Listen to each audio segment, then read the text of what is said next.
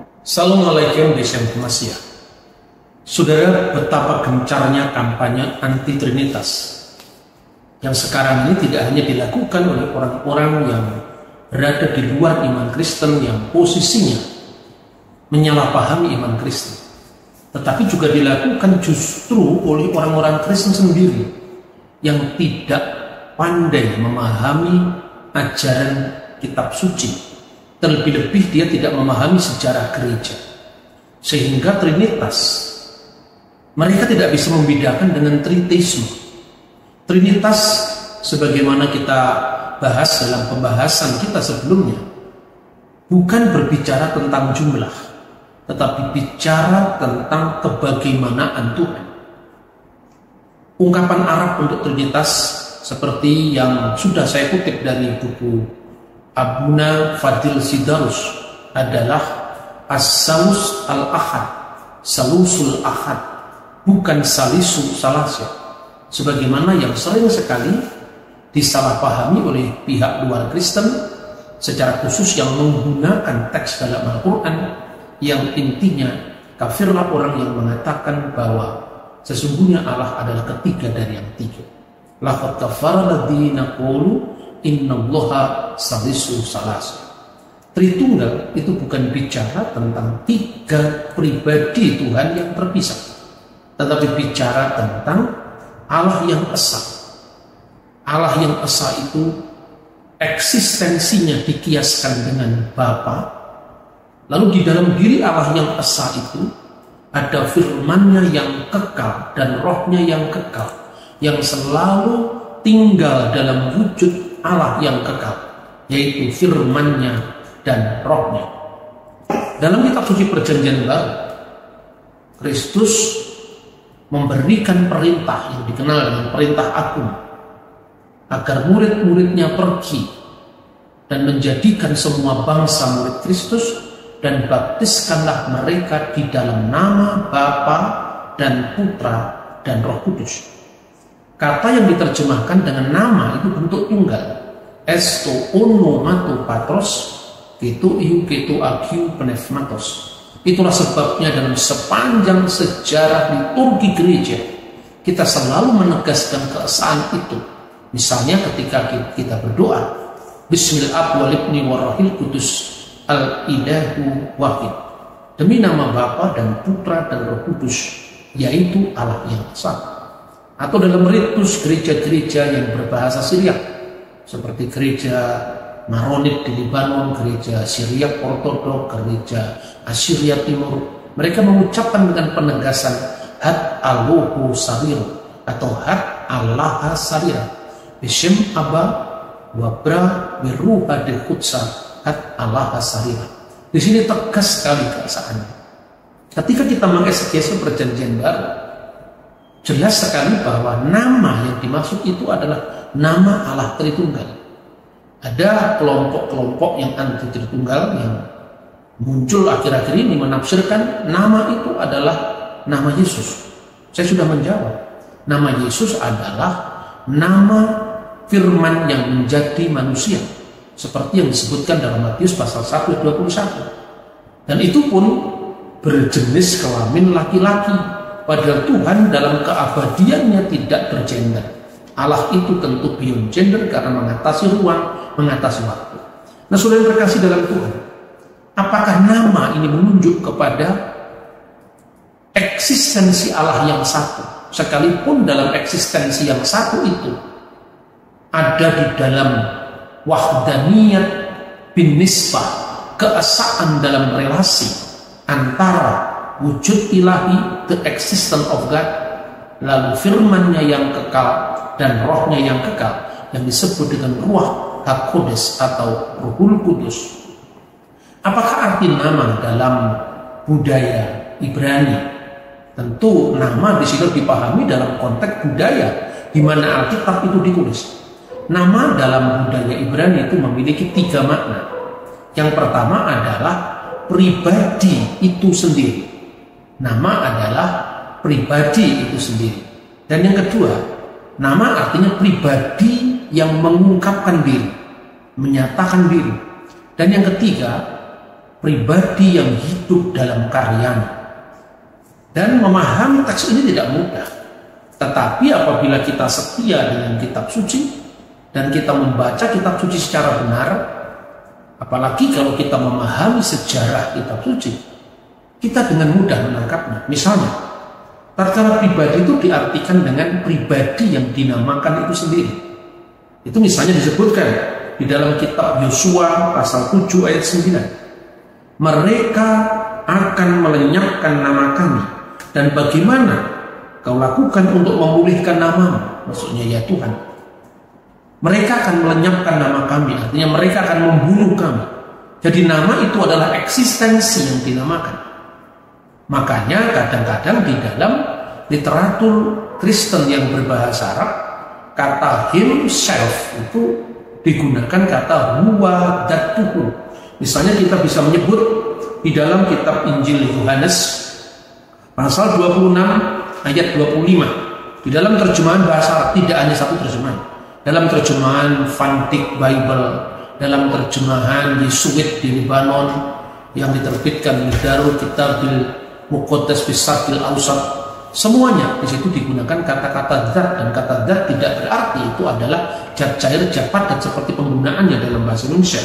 Misalnya Yohanes pasal 5 ayat 26 itu dikatakan li'annahu kama annal aba lahu hayatun fi datihi, karena seperti Bapa memiliki hidup dalam dirinya sendiri, maka dalam dirinya sendiri itu adalah fi datihi kadzalika a'tal ibna, begitu juga diberikan kepada anak itu, maksudnya kepada sang putra, ayyakuna lahu hayatun fi datihi, hidup dalam diri sendiri. Jadi seperti Bapa memiliki hidup dalam sendiri, maka Bapa sebagai sumber keilahian, sebagai masodir ilahiyah, memberikan hidup kepada sang putra. Artinya bukan putra itu adalah ciptaan yang baru, sebab di dalam wujud ilahi yang tunggal itu, Bapa memberikan hidup kepada putra, dan hidup yang disalurkan itu adalah Roh Kudus. Dengan demikian, Bapa, Putra, dan Roh Kudus itu berbeda di dalam personalitas atau pribadi, tetapi di sini bukan pribadi yang sifatnya fisik, pusat-pusat kesadaran yang terpisah, tapi pusat-pusat kesadaran yang berbeda satu sama lain, tapi berdiam pada wujud yang satu, yaitu Allah. Karena itu dalam konteks yang seperti ini Alkitab mengatakan, karena bagi kita hanya ada satu Allah, yaitu Bapa. 1 Korintus pasal 8 ayat 6, bukan berarti firman bukan Allah, bukan berarti Roh Kudus bukan Allah, tetapi Roh Kudus adalah Allah, firman adalah Allah, mendiami Allah yang satu, yang wujudnya, eksistensinya hanya satu. Itulah maknanya ketika kita mengatakan nama. Jadi nama menunjuk kepada pribadi itu sendiri, kepada wujud ilahi itu sendiri. Kemudian yang kedua, nama itu adalah pribadi yang mengungkapkan diri. Misalnya tatkala kita membaca di dalam Yesaya pasal 30 ayat 27, Hine Shem Adonai Bamimerha. Hine itu bentuk penyengatan dalam bahasa Inna. Sesungguhnya nama Tuhan Shem Adonai Ba datang Mimerha dari tempat yang jauh. Tentu kita tidak bisa membayangkan nama itu dalam pengertian abstrak, tetapi nama di situ maknanya adalah pribadi Tuhan yang datang dari tempat yang jauh dengan menunjukkan kuasanya, yaitu Tuhan datang menyatakan dirinya dari tempat yang jauh. Maka kata Shem di sini maknanya pernyataan diri Allah, pribadi yang menyatakan diri. Kemudian yang ketiga, kisah yang sangat populer yang dicatat dalam kitab 1 Raja-Raja 12 ayat 39, ketika terjadi peperangan antara seorang nabi Israel dengan nabi-nabi penyembah Baal, ya. Kemudian mereka, artinya para dukun-dukun Baal itu ditantang oleh sang nabi. Elohim yang menjawab dalam api itu, itulah Elohim yang sebenarnya. Di situ digunakan kata sandang ha Elohim. Maka ketika ternyata bahwa dewa-dewa yang disembah oleh orang-orang penyembah Baal itu ternyata tidak menjawab, yang menjawab adalah Adonai, yaitu Tuhan Allah Israel, maka mereka berseru bahwa Tuhan adalah Allah, Tuhan adalah Allah. Adonai huwa Elohim, Adonai huwa Elohim. Dan dalam terjemahan bahasa Arab diterjemahkan Ar-Rabbu huwa al-ilah, Ar-Rabbu huwa al-ilah, atau dalam terjemahan lain Ar-Rabbu huwa Allah, Ar-Rabbu huwa Allah.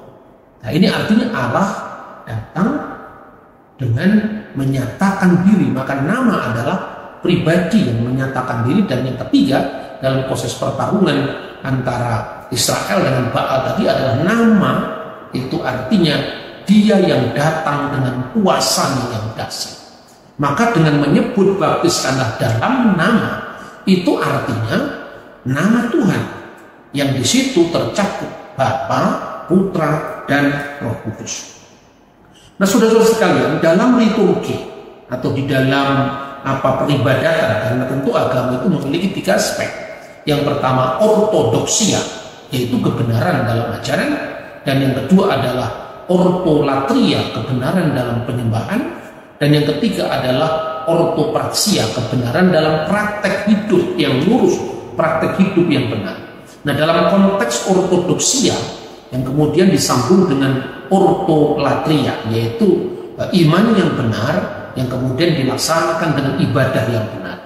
Di dalam buku-buku peribadatan atau yang disebut Qudas al-Ilahi, Qudas al-Ilahi li Marbasilius al-Kabir misalnya, seperti buku ini yang saya bawa ini, adalah liturgi yang dipakai di banyak gereja-gereja yang berbahasa Arab, ya, termasuk itu adalah gereja Koptik Ortodoks atau gereja Koptik Katolik atau banyak gereja lain di Timur Tengah yang memakai bahasa Arab. Maka di situ pribadi Tuhan yang Maha Esa yang adalah Bapa, Putra, dan Roh Kudus disebut dengan namanya, ya. Misalnya Masdan wa karomatan li ismukal kudus, segala kemuliaan dan segala kebesaran bagi namamu yang kudus. Lalu ismukal kudus itu kemudian disambung dengan ayyuhal abu walibnu warohil kudus, wahai Bapa dan Putra dan Roh Kudus, ya. Antara lain juga bisa disebutkan Bapa, Putra, dan Roh Kudus itu kemudian dalam bahasa gereja disebutkan misalnya As-Salusul Kudus, As-Salusul Ahad, atau As-Salusul Kamil, ya. Ketiga sifat zat Allah yang sempurna. Maka dikatakan li'annahu mubarakun abu walibnu warohil kudus as-salusul kamil al-ana wa kulu awanin wa ila dahrid dahirin amin, dan seterusnya. Nah, yang kedua, kadang-kadang orang tidak bisa memahami tentang pribadi Kristus, seperti yang belum kita bahas ya hari ini, akan kita singgung sekilas. Yang pertama-tama, Kristus itu dipahami oleh iman Kristen sebagai satu kodrat ganda firman Allah yang menjadi manusia. Dan ungkapan ini muncul dari Bapak Gereja dari Alexandria, namanya adalah Mar Kyrillos al-Iskandari, Kyrillos Agung dari Iskandaria. Dan rumusan ini kemudian diterima di Masma' al-Maskuniyah fi Afasus, yaitu konsili oikumene yang diadakan di kota Efesus tahun 431. Nah, ungkapan yang dipakai dalam bahasa Yunani adalah mia pisis ton theon logon sisarkumene, yang artinya satu kodrat ganda firman Allah yang menjadi manusia. Dan ini bukan karangan Bapak Gereja, ini bukan karangan konsili. Jelas-jelas di dalam Alkitab dikatakan Holokos saks egeneto, dan firman itu telah menjadi daging, firman itu telah menjadi manusia. Dalam terjemahan bahasa Arab, wal kalimatu sara jassadan wa khala bainana wa ra'ayna masduhu masdan liwahidi minal ab mamlu'an nikmatan wa haqqan. Dan firman itu telah menjadi manusia dan tinggal di antara kita, dan kita telah melihat kemuliaannya, yaitu kemuliaan yang diberikan kepadanya sebagai satu-satunya yang berasal dari Bapa. Monogenes patros, satu-satunya yang diperanakkan dari Bapa. Tentu ini bukan beranak dalam pengertian fisik, karena dikatakan al-mauludu minal abi qabla kulli tuhur, yang diperanakkan dari Bapa sebelum segala abad. Artinya bukan beranak dalam ruang dan waktu, bukan beranak secara fisik, tapi artinya adalah divine birth of Jesus Christ. Nah, itulah makna kristologi bagi iman Kristen. Nah, kadang-kadang di dalam dialog teologis dengan saudara-saudara Muslim, ini ayat yang paling sering disalahpahami. Yang pertama tadi adalah Trinitas, yang disalahpahami sebagai Tritheisme, yaitu ungkapan jangan menyebut Allah itu tiga, wala tahum salasa, atau laqad kafara alladziina qulu innallaha salisu salasa, sungguh telah kafir orang yang mengatakan bahwa Allah adalah ketiga dari yang tiga. Tetapi juga di dalam hal yang sama, kristologi juga disalahpahami, karena memang orang Kristen tidak keberatan menerima konsep Al-Quran bahwa memang Allah itu bukan ketiga dari yang tiga. Lalu ada salah satu kesalahpahaman lagi, yaitu misalnya pengutipan surat Al-Maidah ayat 72. Sama sekali saya tidak ingin mengintervensi agama ini, sama sekali tidak. Dalam semua video-video saya hanya menjelaskan apabila iman kami disalahpahami.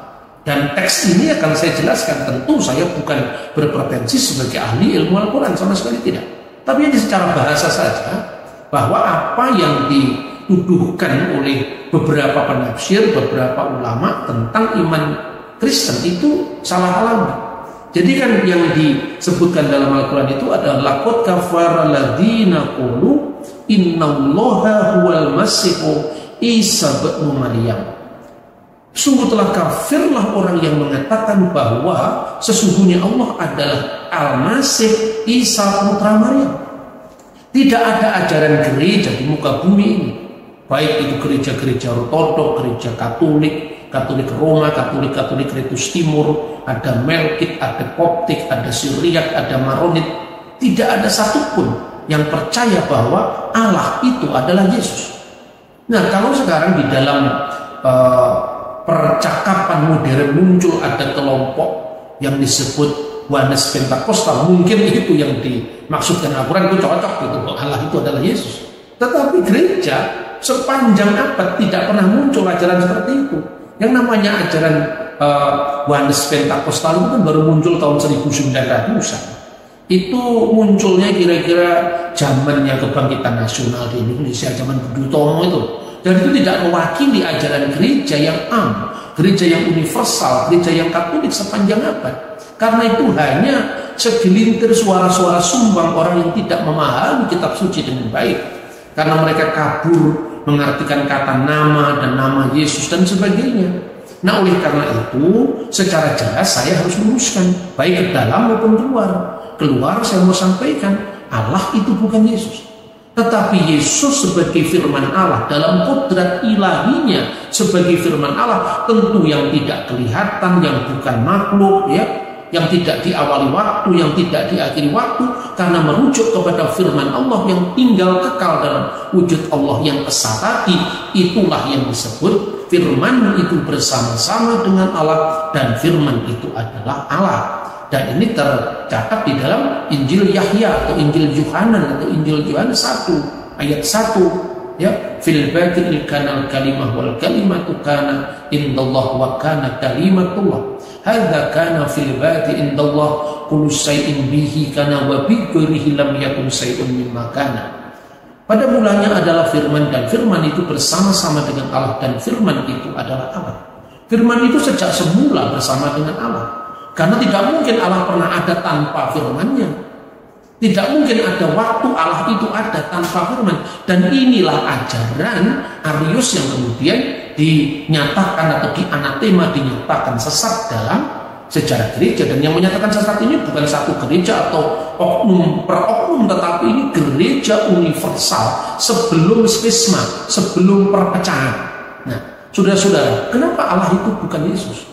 Sebab Allah itu adalah ismu dzat. Ismu dzat itu artinya nama substansi, yaitu Al-Khaliq, sang pencipta langit dan bumi. Dan maknanya di sini tentu adalah bukan zat cair, zat padat seperti yang diungkapkan orang Kristen awam itu. Karena jelas-jelas saya kutipkan tadi dari Injil Yohanes pasal 5 ayat 26, dan juga dalam sepanjang teks-teks liturgis gereja itu dipakai. Nanti kita akan membahas lebih lanjut tentang persoalan kristologi ini, tentang misteri Kristus ini. Tapi yang mau saya katakan, apa penolakan bahwa Allah itu adalah Yesus? Allah dan Yesus itu adalah ajaran patripasionisme yang dinyatakan sesat oleh gereja. Atau kalau bisa diparalelkan dalam bahasa Arab itu ajaran mujasimah, di mana Allah itu sama dengan fisiknya Yesus.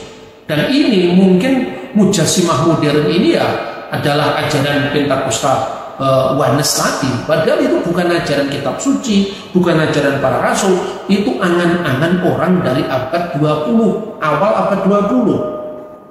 Oleh karena itu kalau orang mengatakan bahwa Yesus itu adalah Allah, itu tidak merujuk pada kemanusiaannya yang datang ke dunia, yang kelihatan, yang haus, yang lapar. Dan oleh karena itu ketika Injil mengatakan Yesus haus, Yesus lapar, itu merujuk pada kemanusiaannya, dia yang fisiknya kelihatan itu, bukan merujuk kepada kodrat ilahinya yang kekal. Itulah sebabnya maka orang-orang Kristen merumuskan itu dengan bahasa yang mudah diterima, sepenuhnya ilahi, sepenuhnya insani. Sepenuhnya ilahi itu adalah kamil bilahud, sempurna dalam keilahian sebagai sang firman. Dan sang firman itu harus Allah. Sebab kalau sang firman itu kekal, tidak diawali oleh waktu, tidak diakhiri waktu, dan sang firman itu bukan Allah, berarti ada dua yang kekal berdamping-dampingan. Allah itu kekal dalam pengertian wujud zatnya itu kekal, lalu firmannya juga kekal. Lah kalau firmannya itu kekal, tidak diawali waktu, tidak diakhiri waktu, dan Allah itu kekal, tidak diawali waktu, tidak diakhiri waktu, lalu ada berapa jumlah Allah? Nah, seandainya Allah itu ada waktu di mana tidak ada firmannya, berarti Allah tidak maha sempurna. Jadi sekali lagi ungkapan Yesus adalah sepenuhnya Allah itu sama sekali tidak merujuk kepada wujud inkarnasinya yang laki-laki itu, yaitu kemanusiaan Yesus yang disalib, yang lapar, yang haus. Maka dengan demikian dalam kemanusiaan Yesus itu dia sebagai manusia sempurna yang mengajarkan peribadatan kepada Allah yang esa. Itulah sebabnya Yesus mengatakan, dengarkanlah wahai Israel, mengutip kitab Taurat Sefer Hadivarim 6 ayat 4, bahwa Tuhan Allah yang kita sembah, Tuhan itu esa. Shema Yisrael Adonai Eloheinu Adonai Echad. Jelas sekali. Maka kalau negasinya yang disalahpahami oleh banyak teman-teman muslim, di sana dikatakan wa qulal masih, padahal Kristus sendiri berkata, ya Bani Israel, wahai Bani Israel, a'budullaha rabbi wa rabbakum, sembahlah Allah Tuhanku dan Tuhanmu. Itu tidak bertentangan dengan Alkitab, sebab dalam kemanusiaannya Yesus memang berkata seperti itu. Ketika dicobai oleh iblis, Yesus mengatakan, hendaknya kamu harus menyembah kepada Tuhan Allah yang kamu sembah itu saja, satu-satunya, tidak kepada yang lain, karena Allah itu, Tuhan itu echad adanya, esa. Yang kedua, seringkali juga disalahpahami bahwa Al-Masih itu hanya seorang rasul. Ya betul, Kristen sepakat. Ibrani pasal 31 mengatakan, pandanglah kepada rasul dan imam besar yang kita akui, yaitu Yesus Kristus. Tapi konteksnya rasul tentu di sini beda dengan konteksnya Islam. Kemudian telah berlalu sebelumnya rasul-rasul, dan ibunya adalah seorang yang siddiqah, seorang yang benar. Lalu negasinya apa? Kana yakulanit to'am, dan keduanya dulu itu memakan makanan. Jadi aktivitas Yesus makan, Yesus minum, itu sama sekali tidak menyangkal keilahian yang sama-sama ditekankan di dalam Alkitab. Dan fakta bahwa sejak abad paling awal, jadi kalau Alkitab ini ditafsirkan ya sesuai dengan penafsir abad 20, abad 15, abad 16, tentu sangat bebas sekali. Tetapi tidak usahlah kita ngomong wahyu, tidak usahlah kita ngomong firman, tidak usah kita ngomong kewahyuan Roh Kudus. Kalau Anda belajar sejarah Pangeran Diponegoro, tentu dokumen-dokumen yang sejaman dengan sang pangeran lebih akurat ketimbang opini publik liar yang dikembangkan ratusan tahun setelah beliau. Kalau Anda membaca sejarah Kerajaan Sriwijaya, tentu ada prasasti Kedukan Bukit, prasasti Batu Kapur, itu lebih dekat peristiwanya ketimbang Anda mengembangkan opini sendiri pada abad 20. Kalau Anda mau belajar tentang kasus-kasus peradilan di zaman Majapahit, tentu undang-undangnya bukan Wetboek van Strafrecht voor Nederlands Indie, tapi undang-undangnya adalah Utara Manawat Dharma Sastra zaman Hayam Wuruk atau Sanghyang Adigama zaman Wikramawardhana. Ini sejarah, Bung. Ini bukan sekedar soal penafsiran subjektif agama, seolah-olah kalau Anda sudah mengatakan ini wahyu, ini ilham Roh Kudus dan tidak percaya adalah kafir. Bukan itu.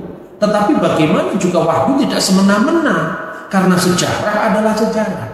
Nah, saudara-saudara, kita selanjutnya akan membahas tentang misteri lebih lanjut mengenai perumusan keilahian Kristus. Dan itu bukan perumusan konsili yang baru muncul abad keempat. Saya katakan tadi, dari abad awal setelah Alkitab yang ditulis oleh para rasul, murid-muridnya para rasul juga sudah mengucapkan itu. Misalnya Ignatius dari Antioquia, itu meninggal pada tanggal 20 Desember tahun 107 sebagai mati syahid, meninggalkan 7 dokumen yang sampai sekarang bisa dilestarikan saat ini. Dalam salah satu suratnya dia mengatakan, kita memiliki tabib yang agung, yaitu Yesus Kristus, yang dia katakan sebagai anthropotheos, manusia Allah. Di sini sudah bicara tentang kodrat ganda Kristus yang kemudian pada abad keempat diungkapkan dalam konsili sebagai miapes siston theolokon sisakumini. Dia mengatakan yang pertama itu keluar dari Maria dan yang kedua keluar dari Allah. Artinya apa? Dalam kemanusiaannya Yesus dilahirkan oleh Bunda Maria sebagai Ibnu Maryam, itu betul. Alkitab pun juga mengatakan dia adalah anak Maria.